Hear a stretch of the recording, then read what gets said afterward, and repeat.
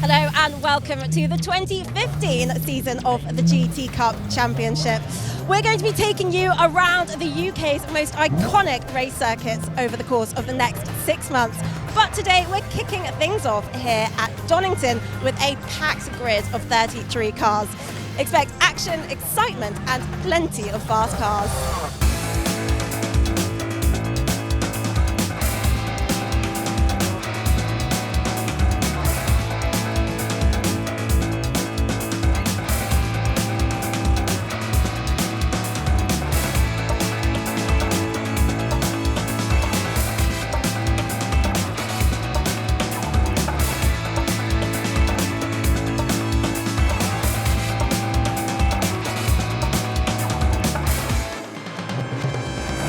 If you're new to the GT Cup, you may well be wondering how it all works. Well, the championship is split into two distinct sections. First, on the Saturday is a 50-minute endurance race with a compulsory pit stop, and then on Sunday there are two 25-minute sprint races. To open the championship up to the widest possible number of cars, there are 4 distinct groups which the cars fit into. Ahead of the season start, each team must make a technical declaration of their car's minimum weight and engine power, and it's all figured out through that. Well, let's take a closer look at those groups now. GTO tends to be the fastest group on the grid, and there is a huge variety of models out there, from modern to classic cars, some dating back as far as the 1970s. In terms of manufacturers, a typical grid can include Audis like this one, Aston Martins, McLarens and Ferraris. The GTC group was introduced to cater for challenge specification cars, for example the Ferrari 458 like this one, and also the Porsche 991, which is currently racing in the Carrera Cup. Also later in the year there will be a Lamborghini in this group racing on the GT Cup grid. The GTB group caters for earlier versions of the challenge specification cars, so it's things like the BMW M3 with a V8 engine and also the Porsche 997s.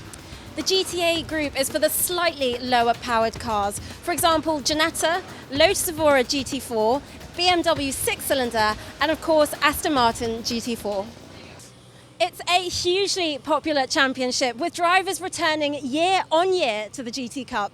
Let's find out exactly what it is that attracts them to this championship. Well, I think the great thing about GT Cup is the class situation, because there are lots of GT cars out there, and being able to fit them into one of the different classes means that they can all race together, have their own race and enjoy it. If it was just a single class, you'd really make a lot of cars obsolete. So I think it works very well. I was looking for a championship to race in, and I know what car I wanted to race, and I took some advice from a friend of mine, Callum Lockie, and he put me in touch with Into Racing, and they've advised this championship, so I'm looking forward to it. I'm currently in GTA, which is quite a big group and it's quite competitive, so it should be a good season. It's a great place to drive this car, which is 40 years old, against contemporary and also very modern equipment. I run Century Motorsport, and we had a couple of gentlemen drivers who are looking at a championship to do. GT Cup was a perfect opportunity because they get to race against other guys of similar experience, but also there's the longer race that the professionals can get involved with as well, so it's perfect. The first race of the GT Cup 2015 season is about to get underway. There is an incredibly mixed grid forming up behind me, with at least one car from each group in the top 8 after qualifying. Well, it's about to get underway, so here's Ben with the grid. And what a magnificent grid it is as well. Absolutely huge field for this GT Cup Championship opener as the cars head off on the green flag ahead of this longer race of the weekend. So Williams, Aaron Scott in pole position, leading GTO. First GTC car, John Seal and Jamie Stanley in third. David Fairbrother leading the GTB runners. And so who can we look to progress through the field? Well, Tim Harvey from 20th on the grid should move up the order. Very interesting to see Kevin Riley alongside Gareth Downing in the Lotus Evora. That's a very tidy car, very well presented.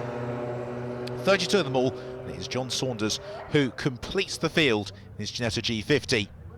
Rolling start, of course, in the GT Cup Championship, and it is Richard Chamberlain in the Porsche alongside the bright yellow Ferrari of Arwen Williams as we get ready to go. Then it's Phil Bergen and John Seal on row 2. Bergen in the Audi R8. Wait for the lights to change.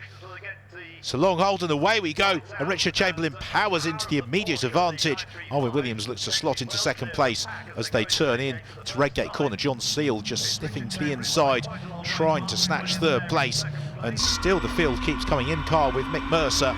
As you can see, it is very busy. The BMW equipped man as he pursues a couple of Porsches into the Craner curves. They swoop. It's a Porsche out front, Richard Chamberlain, who leads the way. He's got Arwen Williams in hot pursuit. John Seal's showing strongly still to the fore of the GTC group runners as climbing up the hill. And a change for second place, and Phil Bergen slides to the inside. Nicely done. At the moment in the GTB group, it's David Fairbrother.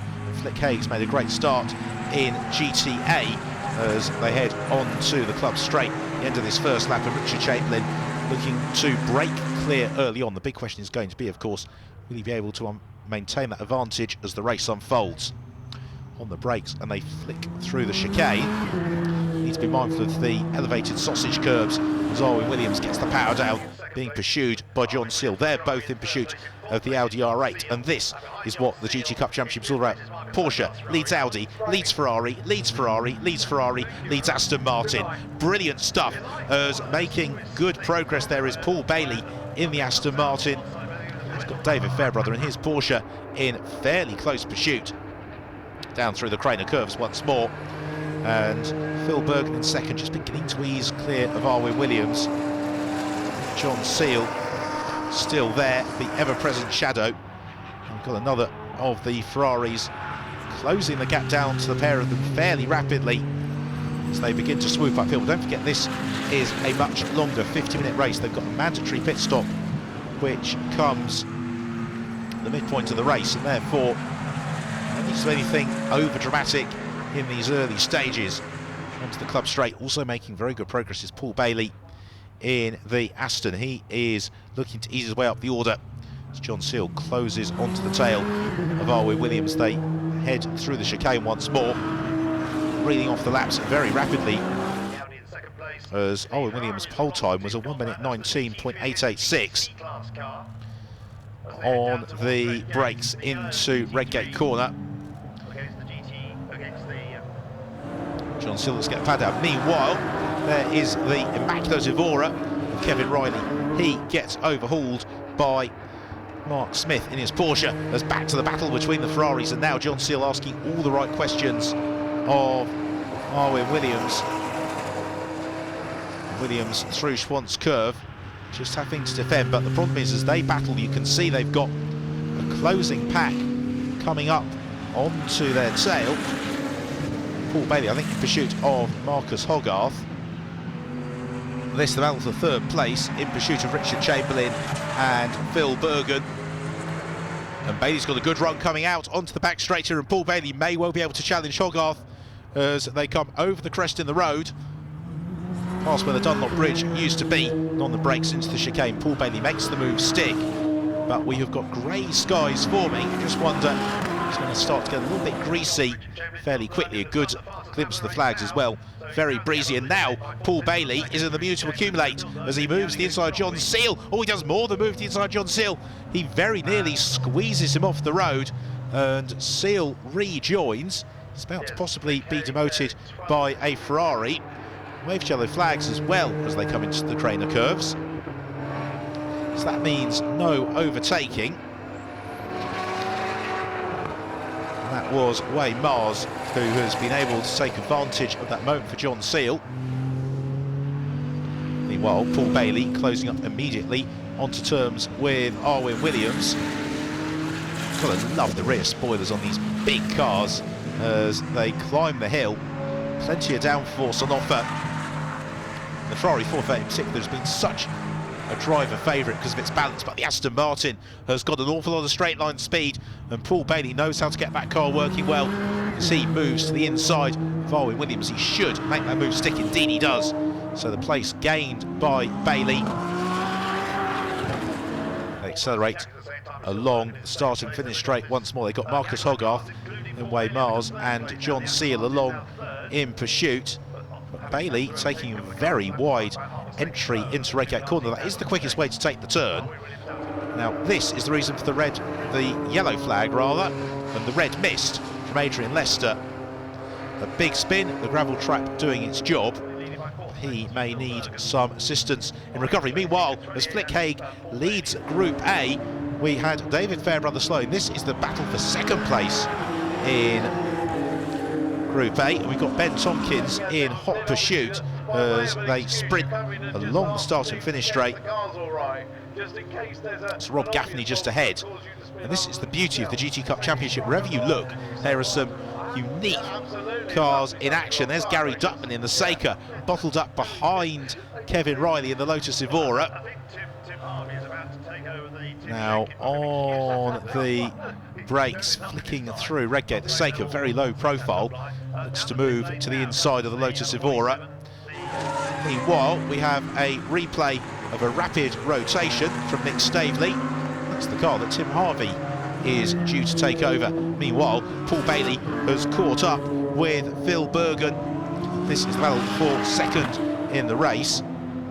Second in the GTO group as well. They sprint along towards Redgate Corner, and it looks a little bit slippery to me.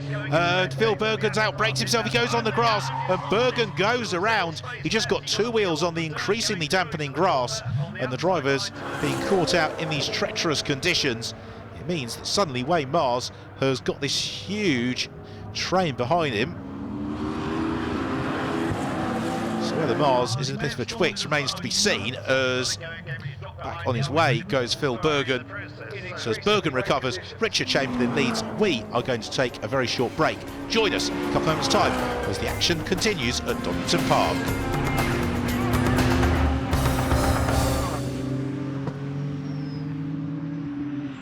Welcome back to Donington Park. This is the opening race of the GT Cup Championship season, and this is the longer 50-minute pit stop race. As you can see, the British spring weather has been predictably unpredictable. It started in cloudy conditions. It is now very slippery and wet. Not that it's delaying this train of cars as Wayne Mars heads Darren Nelson and John Seal. They're all in pursuit of our race leader, Richard Chamberlain, as the safety car comes out. So the safety car board goes out and the pit lane is open for the mandatory pit stop at the same moment, and that could turn the race on its head. Here comes the safety car.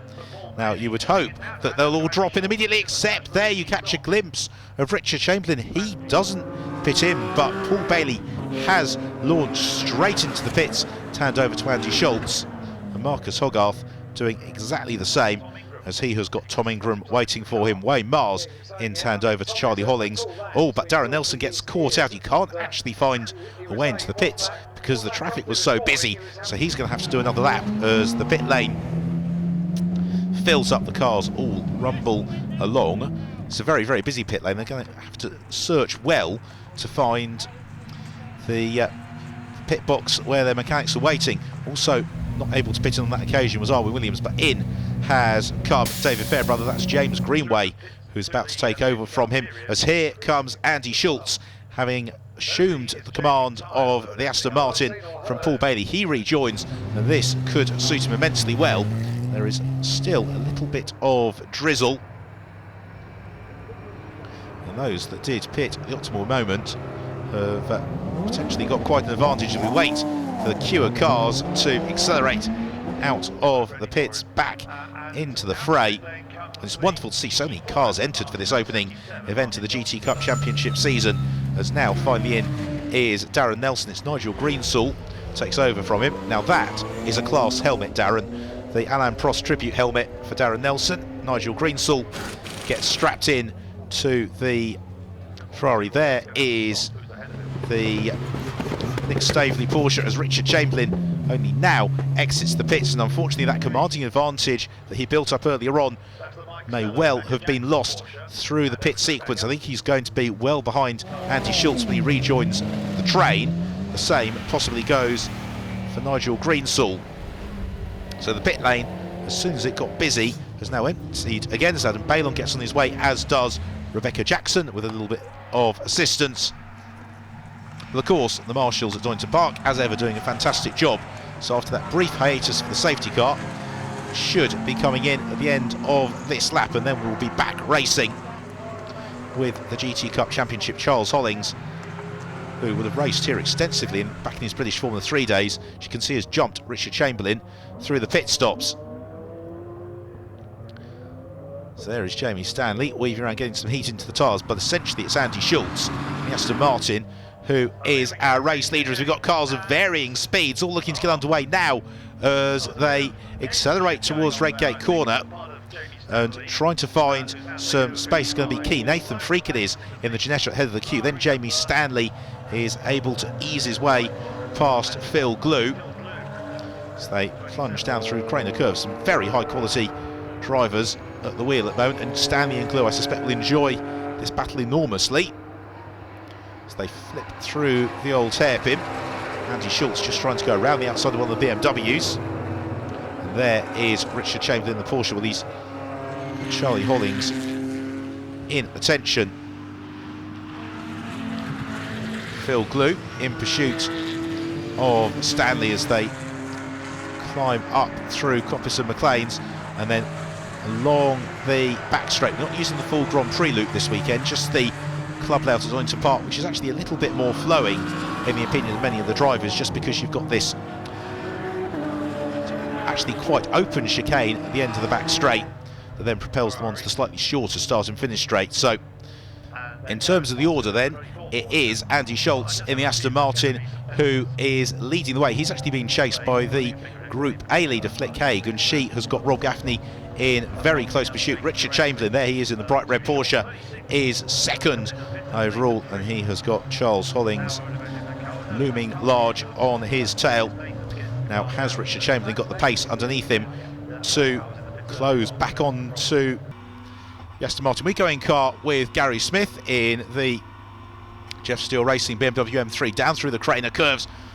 Precarious enough in the dry, let alone in damp conditions. Meanwhile, Phil Glue and Andy Schultz having a very enjoyable scrap as Glue just runs out a little bit wide over the curve, doesn't quite get the traction he needs, and therefore it's fairly straightforward for Andy Schultz just to be able to ease the Aston Martin to the inside, and a problem for Richard Chamberlain. So Chamberlain pulls off, and the Porsche smoking at the side of the track. Disappointing for him, as the good battle in the GTA class, or group rather, as Flick Haig is coming under all manner of pressure from Gary Feekins. So Haig, who has been in command of the GTA group throughout most of the race, seems to have a different challenger each and every lap we see her. At the moment she's being able to withstand all the pressure, just easing past Alan Purbrick in the Seika, out of the old hairpin, and then climbing uphill through Schwantz. Good to see so many different marks represented on the GT Cup Championship grid. Haig, a former Caterham racer in the Caterham Graduates Championship, where she was very successful before making the transition to GT racing, as Andy Roby in trouble. The BMW parked in the gravel trap. Fear that he may not recover from there. Meanwhile, Phil Glue continuing to race his way up the order as Jamie Stanley puts a lap on Rebecca Jackson in the Porsche. Flick Haig now comfortably in the lead of the GTA group. GTO group, of course, led by Andy Schultz. And there is Andy as fluid coming forth from James Greenway's Porsche, and I'm not sure James knows that that's dropping fluid because he's sticking right on the racing line, and that is going to make things very challenging for those following behind, because you can see there is a clear trail of fluid all the way up through the turn. Let's just hope nobody gets caught out on that. I think now the Porsche dashboard has lit up like a Christmas tree, and James finds the grass, pulls off, and race over for him. Andrew Bentley and the Evora pushing on, as is Aaron Scott, and Scott gets caught out and gets fired across the gravel trap, which again does its job and stops the Ferrari just shy of the tyre wall. Waved yellow flags and slippery surface flag. Meanwhile, here is Charles Hollings, who's moved up to the lead of the GTB group, GTC group rather. So Charles Hollings having a very solid race, having taken over from Wayne Mars. Hollings, who's been racing in GT cars for a few seasons now, having competed in British Formula 4 and Formula 3. There is Flick Hay. She remains our GTA group leader. And now is in splendid isolation, having pulled away from some of the cars that were chasing up in the immediate aftermath of the safety car. Meanwhile, our race leader Andy Schultz goes in to the final lap, and that well-timed pit stop right at the start of the safety car period just really worked out for Andy Schultz and Paul Bailey. Thereafter, they've been able, particularly with the demise of Richard Chamberlain, to control the race. And Andy Schultz has been no shrinking violet through the traffic. He's been able to scythe through some of the slower cars. And there is Tom Webb, our GTB group leader. And again, Tom has been fed out perfectly post pit stops by his team, has been able to build a big buffer over his rivals in the GTB group, and has been well clear for much of the afternoon.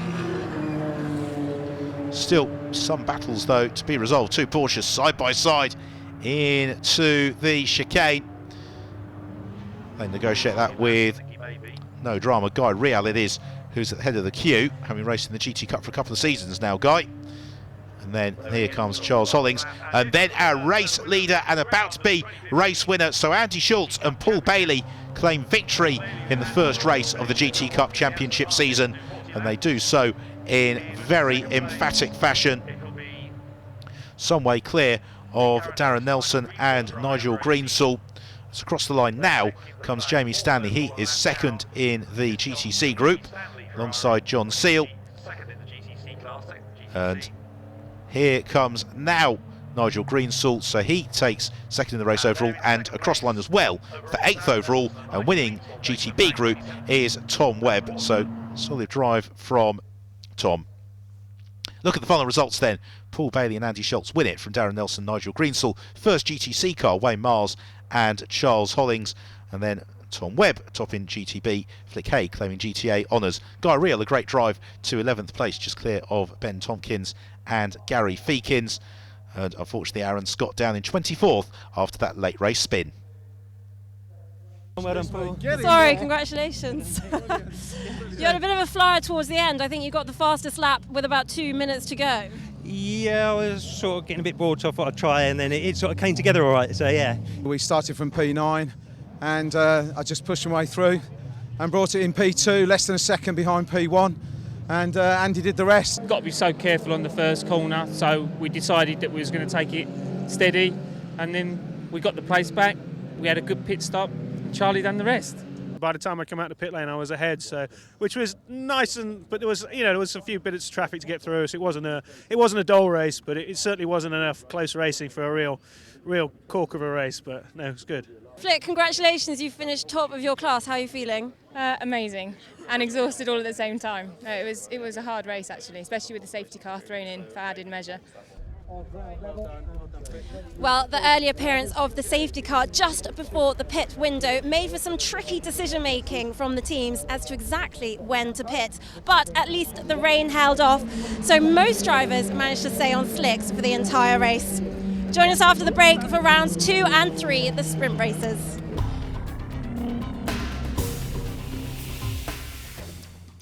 One of the nice things about the GT Cup Championship is that it does accommodate guest drivers.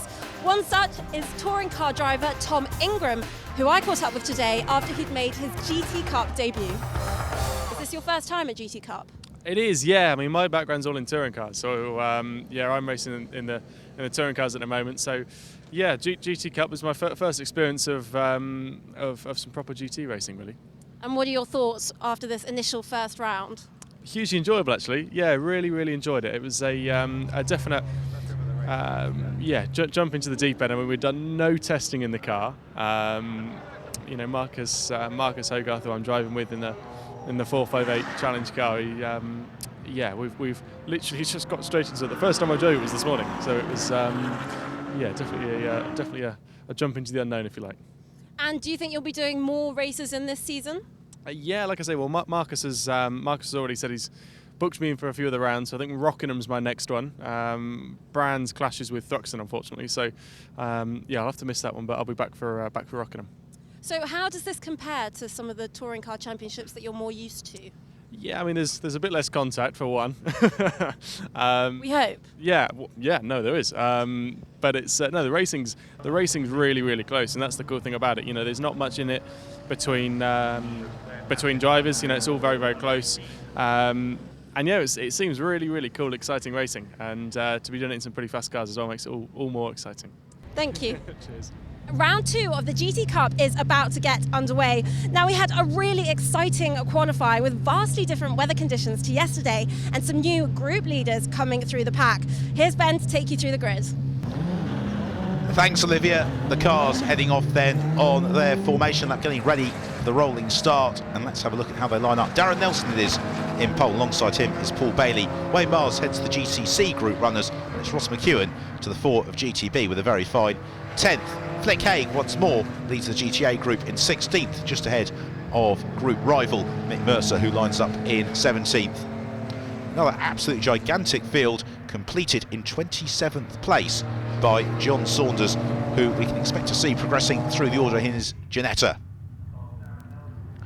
So it is Darren Nelson alongside Paul Bailey on the front row of the grid as the field accelerate out of the chicane, waiting for the lights to change on the gantry, and as they flick out, away we go. And it's a good start from Nelson in the bright red Scarlet Ferrari, who's got the inside line into Redgate Corner.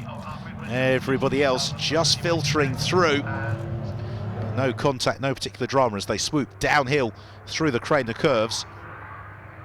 And already Paul Bailey just beginning to line up a move. Then it's Phil Bergen in the Audi in third. John Seal is fourth. Oh, and a big incident, and that's a great shame. Andy Houghton has clouted the wall at Hollywood. I hope he's okay. I hope there's not too much damage to the Ferrari. Meanwhile, it's the FF Corse Ferrari under pressure from Paul Bailey, who elbows his way through, and looking to also squeeze past is Phil Bergen, but Darren Nelson closes the door just in time. Everybody else running in the train in this battle for the lead as they arrive into the chicane to the conclusion of lap 1. Now, what has Darren Nelson got by way of response to Paul Bailey? They pick up the throttle and sprint along on towards Redgate Corner. Now, of course, we're going to have yellow flags here at Redgate, aren't we?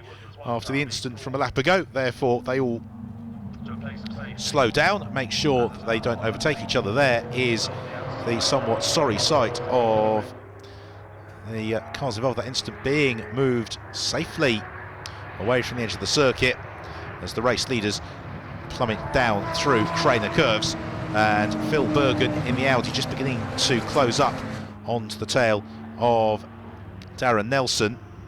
Then in fourth, just with a watching brief, is John Seal, lest anything go a little bit wrong. Meanwhile, we have got some great scraps going on behind. That's Andy Roby, one of the front runners in the GTA group. He has got just behind him John Saunders, easily distinguishable in the bright yellow Ginetta, and then Ben Tompkins just in behind. We return to the fight for second place, and Darren Nelson under pressure from Bergen, but Bergen's got the inside line for the chicane. Left that very, very late on the brakes, Phil Bergen, and he was so committed to the move there was absolutely nothing that Darren Nelson could do to close the door. What it means is that John Seal looks to challenge as well to the inside at Redgate Corner. Nelson covers that tight defensive line, but he's got wave flags in the exit, which means that Seal won't be able to take full advantage. Marcus Hogarth and Owen Williams, the next cars in the queue. Meanwhile, Andy Roby and John Saunders go side by side, and it's Saunders who gets squeezed out just a little bit. Jared Potter in the Porsche, another of the cars involved in this scrap. There's Potter, the white Porsche's head of the queue ahead of Andy Roby, and it's Ben Tompkins in his Ginetta. He's got John Saunders in a not dissimilar car. Behind him, Adrian Lester in the Evora, and then it's Rebecca Jackson in her Porsche, but the safety car has come out. Flick Haig heads down the pit lane minus a rear wing, so she has had an adventure somewhere. Unfortunately, her competitiveness severely hampered as a result of that. Meanwhile, the safety car retreats, the race gets back underway, and already Paul Bailey gets his right foot firmly planted on the throttle and pulls clear of the Bergen and Nelson battle. Then we have got Marcus Hogarth, John Seal. They both go around the outside of the Saker, so downhill to Hollywood through the Craner curves. Plenty for the crowd to enjoy. Sarwin Williams will take his turn to try and overhaul the diminutive Saker, but in so doing, Wayne Mars is able to squeeze to the inside, and Mars gains the place. Whispered through Mars there, as now can he set about closing down the gap to the Ferraris in front? It's going to be a big ask here. He's probably got 4 or 5 seconds to overhaul. They have also got for company Ross McEwen, and Ross McEwen is the GTB group leader in his Porsche, so showing very strongly. This is the battle, however, for second in the race overall. And then we've got the John Seal and Marcus Hogarth scrap, and that is for GTC group honours. So wherever you look, there is plenty of interest throughout the pack as John Seal defending vigorously from Hogarth, who squirms all over his tail. Marcus Hogarth, a former Caterham R400 racer, for again making the transition across to the GT Cup Championship. John Saunders continues his progress in the Jetta as Ben Tompkins outbrakes himself into the chicane, and I would be very surprised if he has not flat spotted his Pirelli tyres as a result of that. He was solidly locked up on the brakes for a good 20 or 30 metres. Meanwhile, Phil Bergen and Darren Nelson, this battle remains fiercely contested. Nelson looking to try and line up the move on Bergen and darts to the inside. Now, has Phil seen him? He has, but then he gets sideways. Oh, and they make contact, and Phil Bergen gets dispatched into the gravel trap, and Darren Nelson, from the trail of fluid, I fear, has holed his radiator. There wasn't a huge amount of contact, but it was at an awkward angle.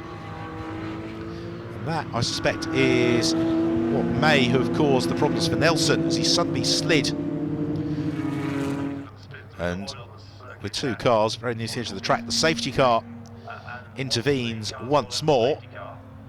And this is so frustrating for Paul Bailey, because whatever he does at the front of the field to build an advantage, within minutes it's whittled away and he has to do the hard work all over again. But we are heading towards the latter stages of the race, as Bailey has got the lapped car of Flick Haig between himself and the rest of the field gets underway. But what that has done is elevate the battle between John Seal and Marcus Hogarth to that for second place in the race overall. And the pair of them really are locked in combat. John Seal having to drive just about the widest Ferrari 458 Marcus Hogarth has ever seen. Down out of Hollywood and through the Craner curves. In lead of GTB group, that is still Ross McEwen. And then we have got Mick Mercer to the fore of GTA. No dispute though about GTO in the race overall. Paul Bailey in consummate command. And John Seal just seems to have been able to possibly shake off the attentions of Marcus Hogarth as they climb uphill past the scene of the accident. Unfortunately, the fluid that was dropped seems to have evaporated away as accelerating on towards the chicane. Fight for second place, and Hogarth again not really close enough to challenge. And we're getting very, very deep into the race now. I fear for Marcus Hogarth, he's going to run out of laps, because across the line now comes Paul Bailey and in to the last lap of the race.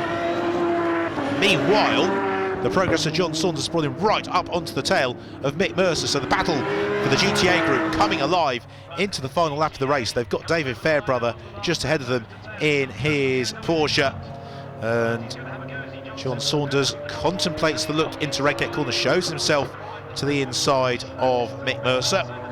Mick, though, knows you don't really need to defend into Redgate. If the car tried to pass you, isn't alongside by the time you hit the braking zone, and it's not going to be possible because of the way that the corner suddenly tightens on the exit. So instead, the pair of them run downhill through Craner curves and the old hairpin.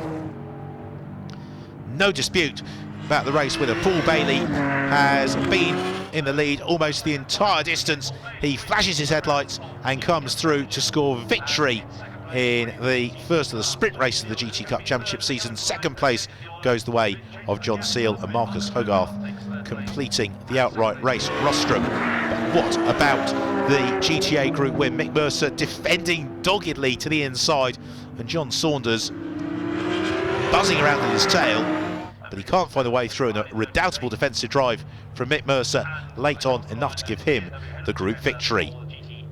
Let's have a look then at the final results, with the win going to Paul Bailey. GCC winner was John Seal, and Ross McEwen to the fore of GTB. Michael Simmons and David Fairbrother showing well to complete the top 10. And then Mick Mercer just winning GTA from John Saunders, and Ben Tompkins competing the GTA rostrum. As I say, I had a really great time. So thanks to TF Sport and Andy, my instructor. Yeah, we've had another one. That's 2 races, 2 P1s. Good start. Second and first is a good start, and let's hope it continues, but it was a hard race. Today the car really came together in the dry, and yeah, it was good to get into racing and to get the win. Keith kept saying it's the last lap, the Ginetta's behind you, keep going. And I think we had 4 last laps, but we managed to hold the place to the end, so I'm really pleased, and pleased for the team as well. Some new drivers stepping up onto the podium, and a few cars that will probably be heading back to the garage for a quick repair. Stay with us for sprint race number 2.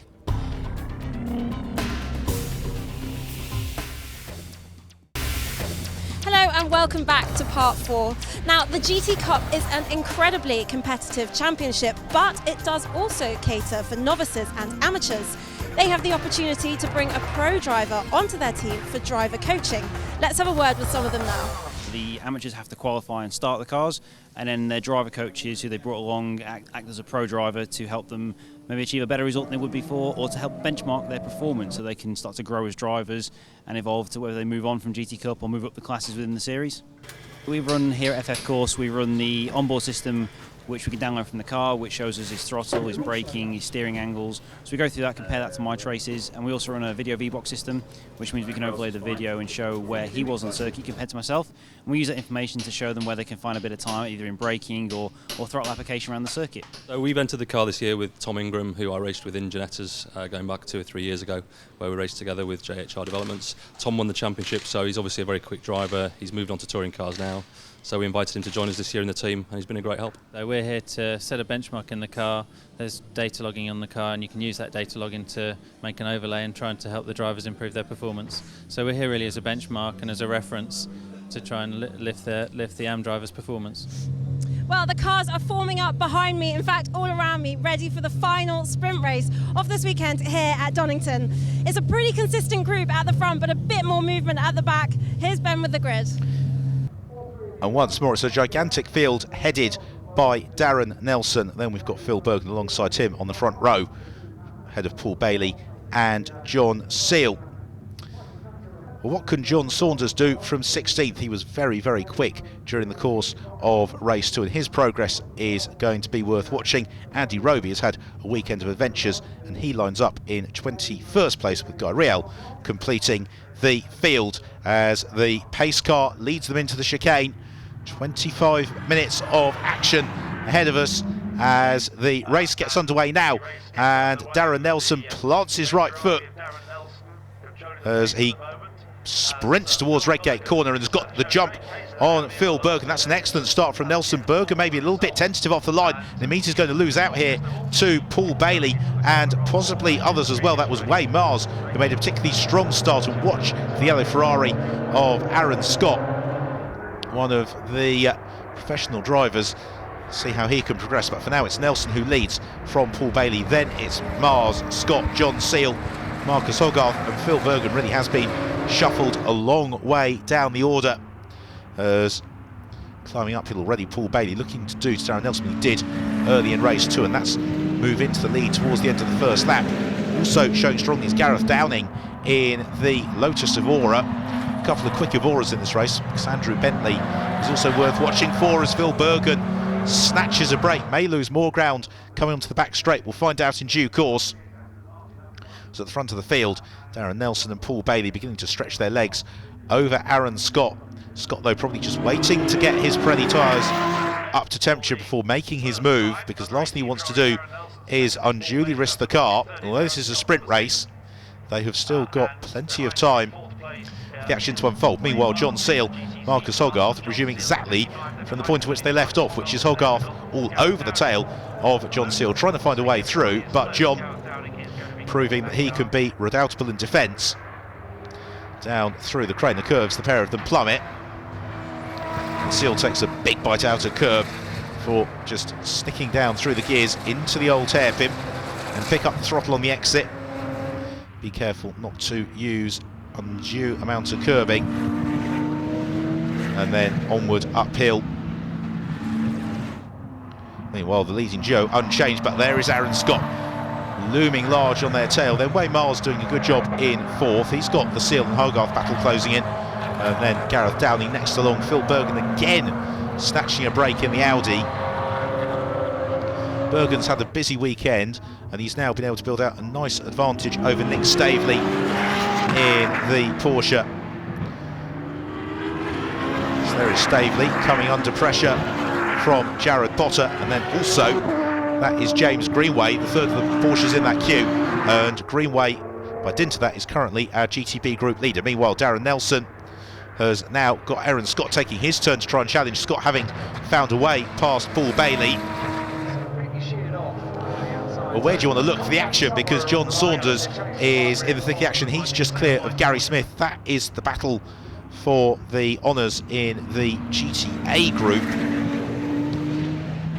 This is one of the beauties of the GT Cup Championship, with 4 very different groups of cars, but with very evenly balanced performance levels within each group. You essentially get 4 races for the price of one, and that's why we see the cars running so closely together wherever you look in the field. As now Aaron Scott looks to line up the move on Darren Nelson. Nelson, though, knows where he needs to close the door. He's not going to make this easy for Scott, but Scott gets the power down as early as he dares coming out of the chicane. And Nelson, though, he is just sticking to his line, but he gives just enough space to Aaron Scott. Didn't overly vigorously defend it, but at the same time made as hard as he could. Meanwhile, there is James Webb in pursuit of James Greenway. There's Greenway in the Palex Porsche, leading the GTB group, and Greenway able to just move to the inside of Nick Stavely through Redgate Corner. So now that Aaron Scott's in the lead, he will look to break clear, and Paul Bailey and Darren Nelson are released to continue their battle, but Paul Bailey having a slightly harder time of it this time around. I think Nelson, having defended as he did from Aaron Scott, is determined to make it quite as straightforward for Paul Bailey as it was a little bit earlier on in the race. Meanwhile, James Webb looking to try and progress further on up through the order. That's Abby Eaton in the BMW, he's in pursuit of, and then we've got the GTA leading Smith BMW. Meanwhile, John Seal and Marcus Hogarth have caught on to terms with Wayne Mars, and Mars covers the inside line through Redgate. He makes Seal look to the outside. Seal looks to try and pick up the throttle coming down through the crane of curves and makes the move stick. That's a lovely move from John Seal, right the way around the outside of Wayne Mars. There wasn't an awful lot that Wayne could particularly do about that, as they then head through the right-hander at the old hairpin, and then the left-hand flick at Schwantz Curve, and they're coming onto terms with Darren Nelson. I don't know whether Darren maybe pushed a little bit too hard in his Pirellis earlier on, because he has got this trio of Ferraris closing right up into his tail, and this is now the fight for third place in the race overall. John Seal is the foremost of the GTC group cars, and Seal has got a good run, in fact, on Darren Nelson coming down the back straight, and may just, and indeed he does, find the space to the inside and squeeze through. Wayne Mars able to withstand the pressure from Marcus Hogarth. So onward they accelerate into another lap, and Seal is through and breaking away as Hogarth has got the inside run on Wayne Mars into Redgate Corner. Door handle to door handle, wing mirror to wing mirror, and Hogarth has found a way past. But Wayne Mars has been quick all weekend. I would not discount him fighting back. Meanwhile, good group of cars doing battle in the GTA group. There is Flick Haig, has the door very unceremoniously shut in her face. Stephen Fresler in the Ginetta. And there is our GTA group leader, Gary Smith, in the BMW, sandwiched between a couple of the BMWs running in the GTB group. It's a solid performance from Gary. He's got James Webb, who of course won the GTB group in the endurance race earlier in the weekend, snapping at his heels.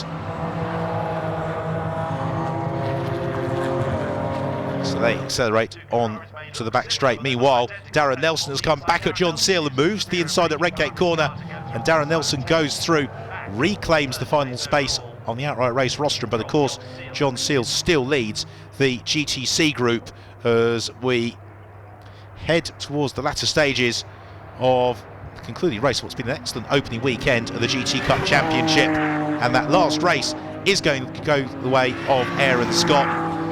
Scott has had a consummate performance, broken clear of the rest of the field, and he accelerates through, takes the checker flag, and victory in the third race of the GT Cup Championship season. And of course winning the GTO group as well. So let's have a look at the final results then. Victory for Aaron Scott, second for Paul Bailey and Darren Nelson. John Seal was in fourth and won the GTC group and GTB group honours for James Greenway in ninth, with then Gary Smith an excellent 12th, and he was our GTA group winner ahead of a fairly ferocious scrap. 21 of them in all made it through to the checker flag. So in terms of the championship then, it's John Seal and Jamie Sandley from the GCC group who lead the way from the GTO group leaders Paul Bailey and Andy Schultz. Hanbury, congratulations. Thank you. How did you find the race? It was good. It was pretty straightforward. I just wanted to not get in any trouble at the start, so it was good.